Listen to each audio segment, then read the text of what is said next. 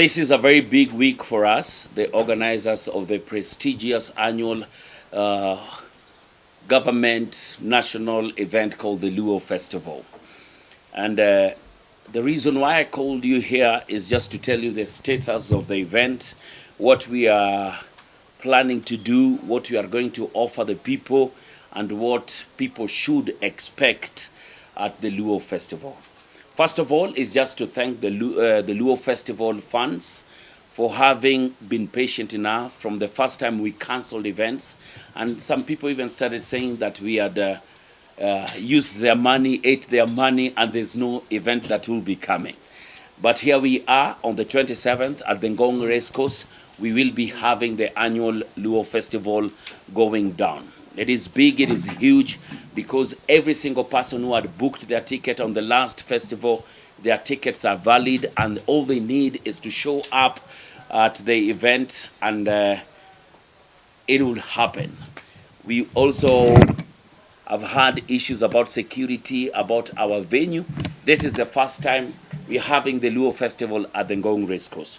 We had tried booking the carnival at that time, but when we went, they had already been booked. That is where we've had the past 9 Luo festivals, and we felt very sad that the venue had been booked. Actually, the carnival, immediately we announced that we are going to Ngong Racecourse, tried to reach out, that said that cancelled the event at the carnival, can we go? But at that time we had already paid at Ngong Racecourse. But that was before Adenkule Gold event, and from the Adenkule Gold event, there are issues of security and Ngong Racecourse, but I want to assure you that we've done everything possible to make sure that everyone at the Luo Festival will be safe. We have police, we have bouncers, and this time we've even added Maasais and with bows and arrows. So if you are a thief, please come to Luo Festival.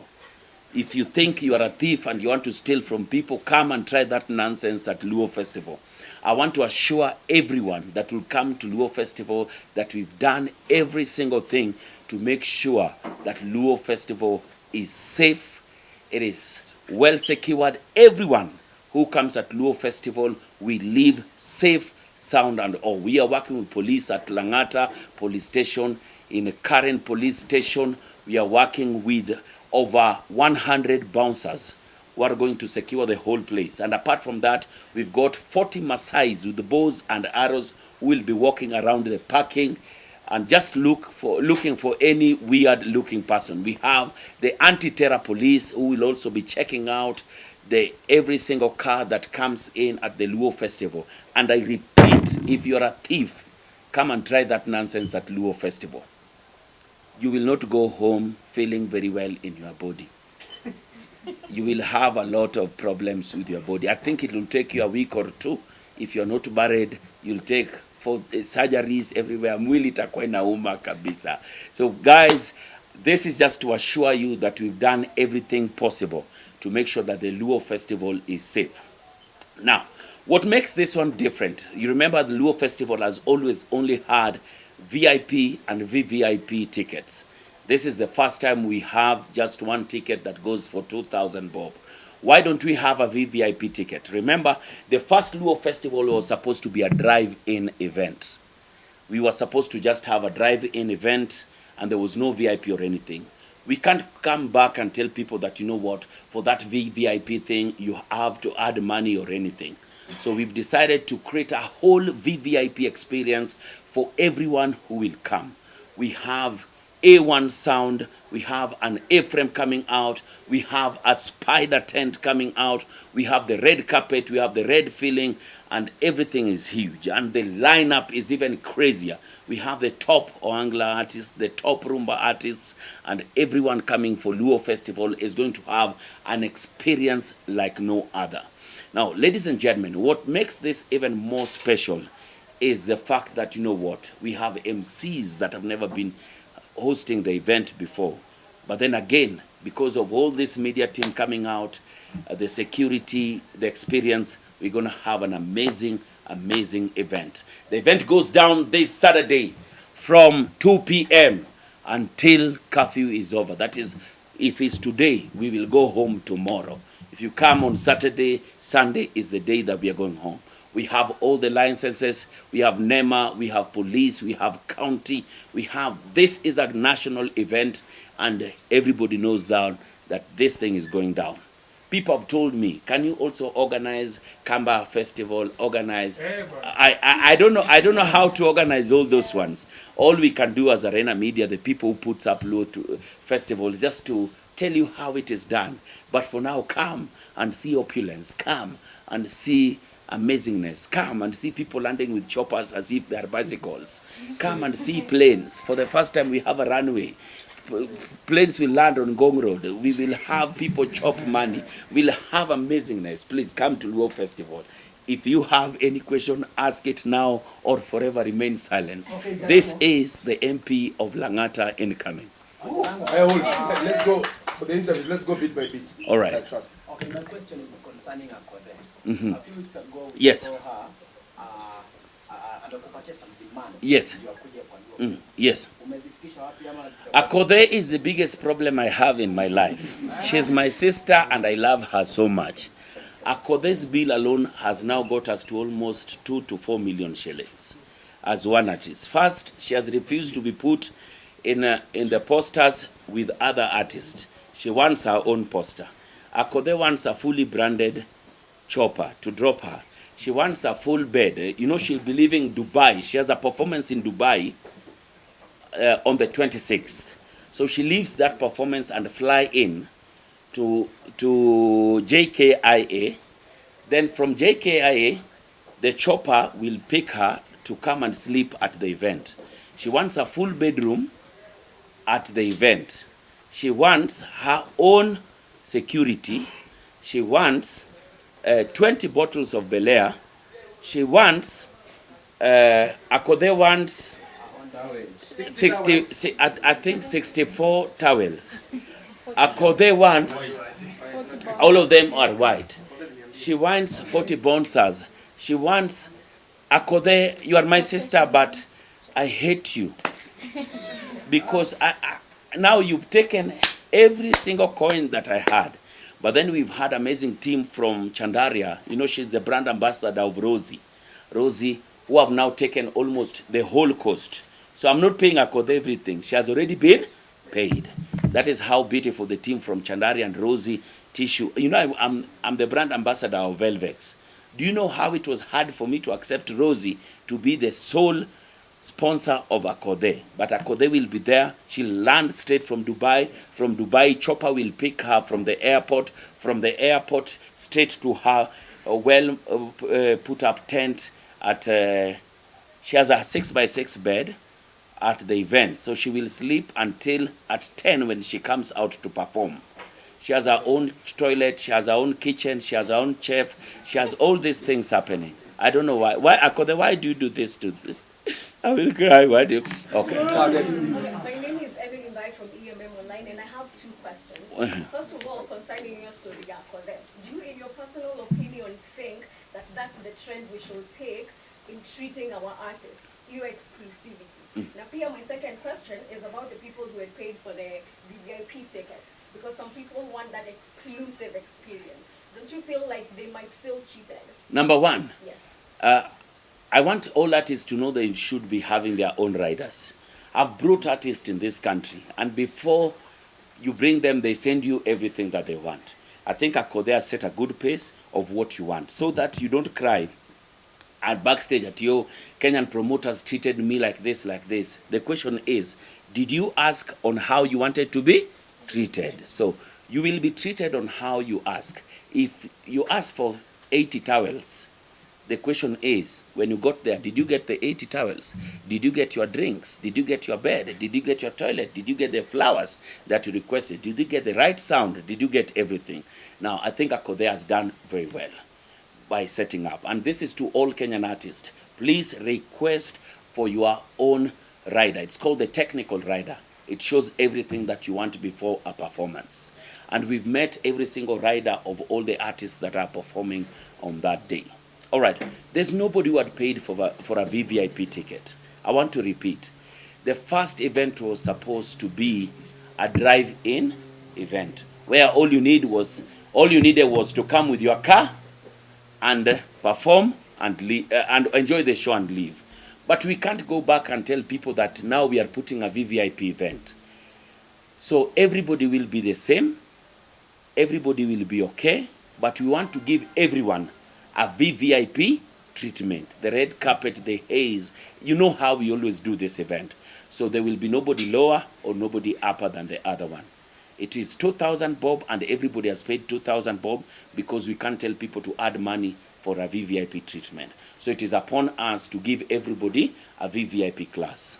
Yes, Jalango, it's Peter Nzeki.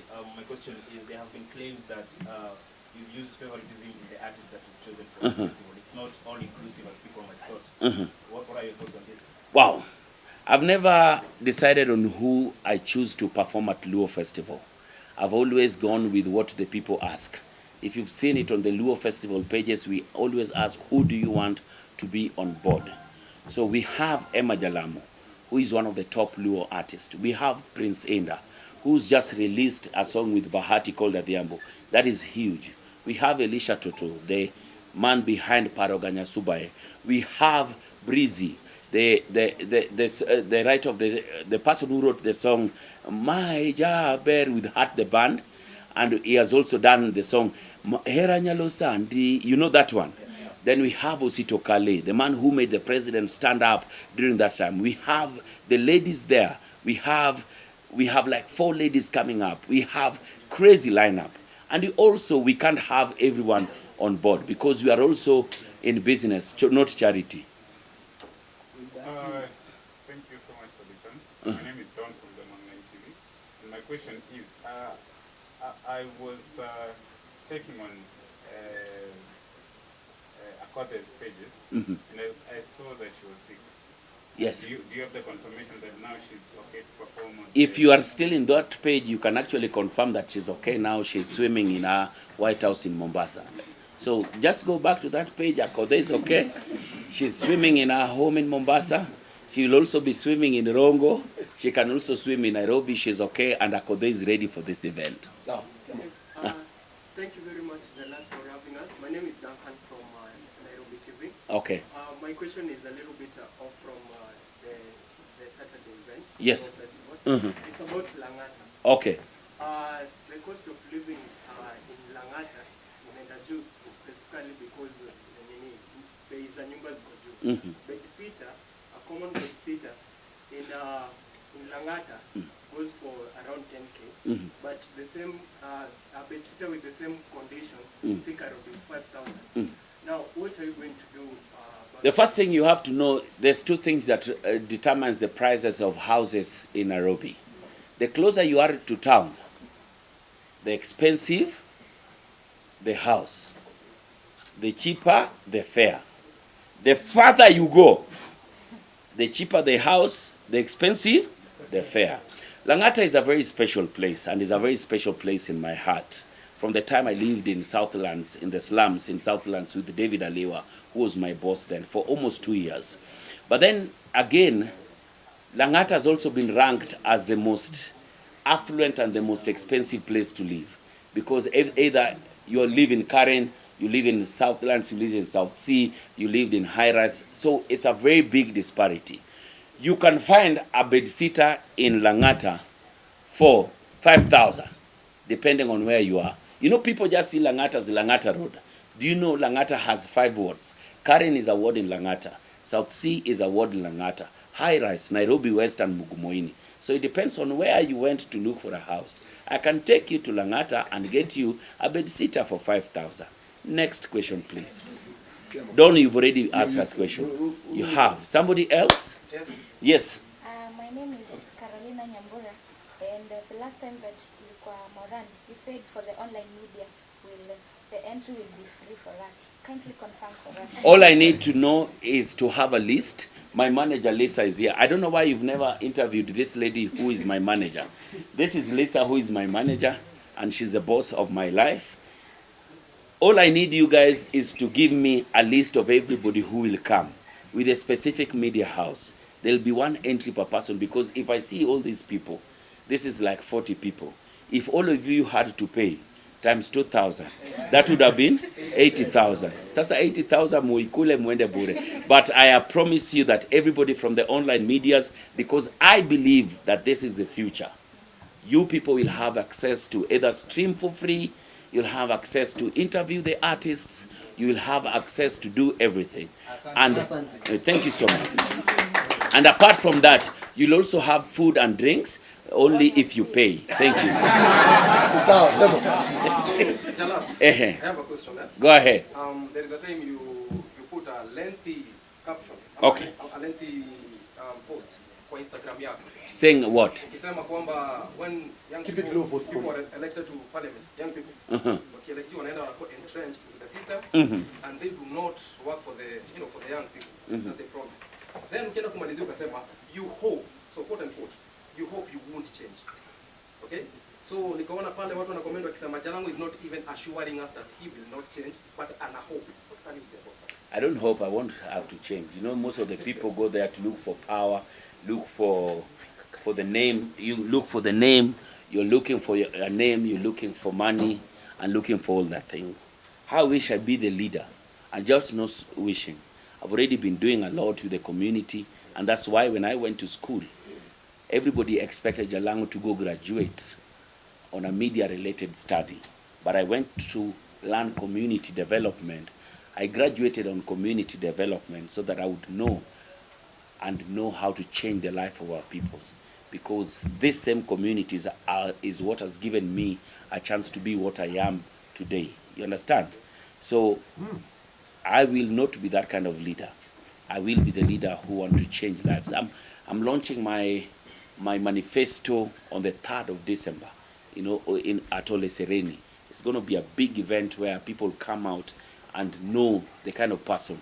If you've always seen me as a comedian, come and see me on differently. If you've seen me as this guy who is just doing marketing, come and see me differently. This is a new challenge, and we are ready to take it.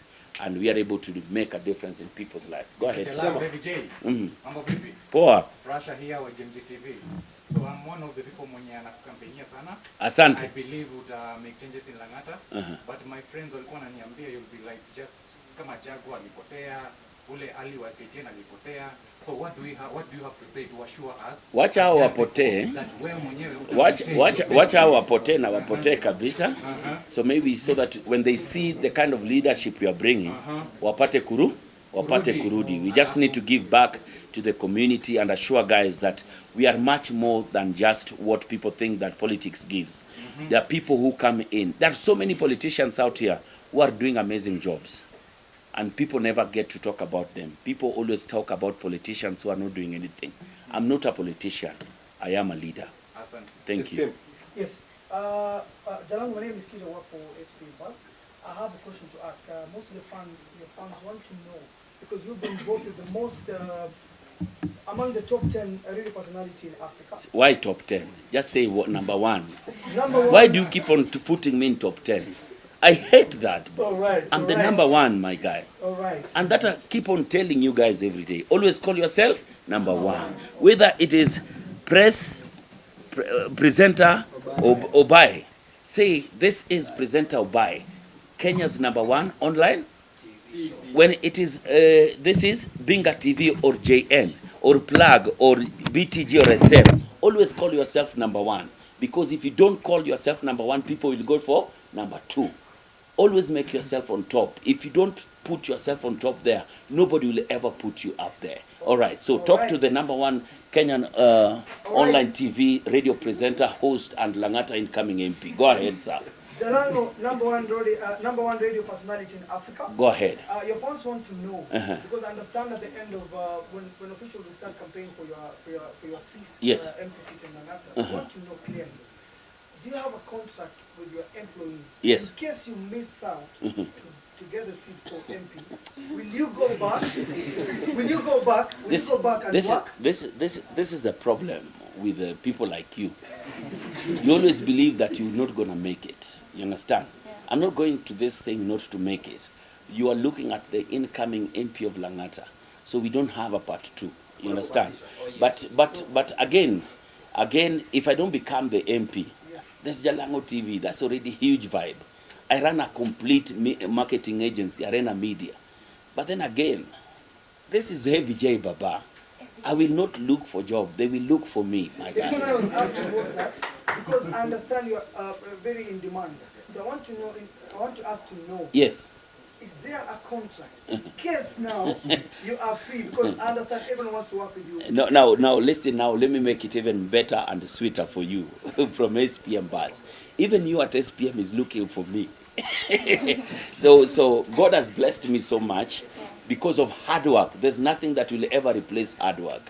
You have to wake up. You have to chase. You have to push.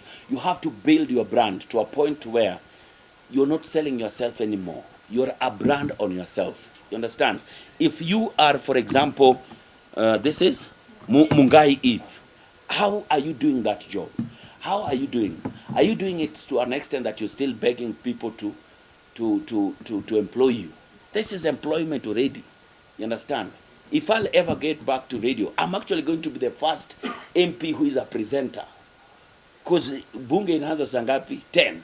So napiga job pale Kiss haraka nini, nikimaliza pap nimeingia bunge. I hope I've answered your question, but it shouldn't be a problem. Jalango, Yes. this is presenter by Yeah. the leading online YouTube channel in Kenya. Very good. Now, Jalango, you've been on the forefront supporting Kenyan musicians. Yes. Now, kuna hii petition ya Eric Omondi for playing 75% Uh-huh. music. You being a radio personality, what's your take on that? I work at Kiss FM, and if you listen at Kiss in the morning, Kamene and I, we play up to almost 80% of Kenyan music. I don't know if you listen to that. And I want you guys to understand that we play 80% of Kenyan music. The problem with my brother Eric, the bangi. Bangi. That's where the problem begins. You know why? If Eric wanted this thing to work, he could have called me. He has my number, right? He has Churchill's number. He has a few musicians' number. He has so many people's numbers, their personalities, all right? He could have sat down and called us and told us that this is the reason, so that it is not everybody sees it as Eric Omondi's fight. It is an industry fight. Lakini sasa Eric akamua kwenda kwa vita mtu ngapi? Moja. Eric, which camera should I lay? Utapigwa wewe, utapigwa pako nyoroke kabisa. And I need us to fight this fight, all of us together, involve all the stakeholders. We have DJs, we have the artists themselves, we have comedians. By the comedians now tulimwambia kijaribu ya ujinga na sisi tutampiga na tuende tuonyeshe watu pali anaishi na mashida yake yote na tumrudishe kwa Ugenya. Asijaribu ya ujinga na comedians. Now, so all this time we want, I really support. People make money out of music. The industry is a multi-billion industry. If you travel out here, you'd see and realize that most people make money out of the creative industry. But you can't fight this war yourself. We need everyone, all right? We need everyone. So, Eric, go back home, redraft the bill, include everyone. Let's all move as an industry. Yes? Yeah, my name is Mutua from BBC TV, and yesterday we saw Nikita winning to Apima Award. How can you comment on that? Wow, Nikita, I'm very, very proud of Nikita, because when Nikita was, I think, 8 years old, 8 or 9, when I was starting Jalango TV, Nikita, through Terence and Chebi, they gave me the first interview when Nikita was still a very small, beautiful young girl. But look at her right now. What does Nikita journey tells you? It tells you about consistency, hard work, and passion about everything. I want to take this opportunity as Jalas mwenyewe to just appreciate Nikita. And Nikita, if you can just make a quick appearance at Luo Festival, I would appreciate, so that you can sing that beautiful song, My Ex. Yes, Mr. Heavy J's. Talk to me. YGMG TV back here again. So the issue with us youths ni employment. And that is really making us suffer. We have degrees, na hizo madiplomas na nini. Hata some of us tumeenda mpaka extent ya kupata masters. And we are still suffering. So na najua wewe ni mtu wa watu, umekuwa chini. Now you understand the struggle of youth man. So what plans do you have for us youths ukifika pale kwa wao wazito to make sure that we have jobs? Number one. Hiyo, Yes. consider me pia mimi nataka kazi. Okay, number one, the fact that you don't see what you are doing right now as job is the biggest mistake in your life. What you're doing, that camera alone that you're holding, is the biggest job you can ever think about. All you need is consistency on it. People are earning from YouTube. Am I lying? Yes. There are people, YouTubers here seated with us here, earning more than lawyers in this town, earning more than teachers, earning more than ministers here. But the thing is, you want somebody to describe the next job for you. I can't lie to you. The creative industry is the next big thing. And we are a new generation, a generation different from our parents who believed that a contract at a government office, a civil service office, or a lawyer or a doctor somewhere, that is what we call job. This is already job. I want to call out most of our youths and everyone that, you know what, as much as you have these degrees and everything, the one thing that will change the narrative is ourselves when we start taking the passions that we have, the creative industry that we have, to be our biggest job. But out there, we will fight and push for bills that will have youths employed in the different government sectors, if that is what they believe as jobs. The last topic was asked again. We see so many young people rising in music, in the entertainment industry. And are we expecting upcoming talent in the law phase, and how many do you give Wow. chance to perform? Wow. Really, I can easily tell you something. That if there's one person who's given talent to anyone, ask Nadia today, when nobody or very few people knew who Nadia was. She was a student at Maseno University. I think the biggest event she's ever performed in at that time was Luo Festival. Until people used to question me, who is this young lady you're giving chance? And Nadia herself knows that I used to defend and tell them that this is the next big talent. Luo Festival gives the biggest talent to everyone. Breezy will be there, we'll have Kibandaski there, Nyasaje will be there, and so many. And Bahati will be also making a quick appearance there to sing with the Prince Inda, and Hat the band will also be making an appearance to sing with Breezy. Yes, so there's always a lot of artists coming up. Very good. You have my right name. Okay, so Mheshimiwa, you're going into Lang'ata. Silence hapo nyuma tafadhali.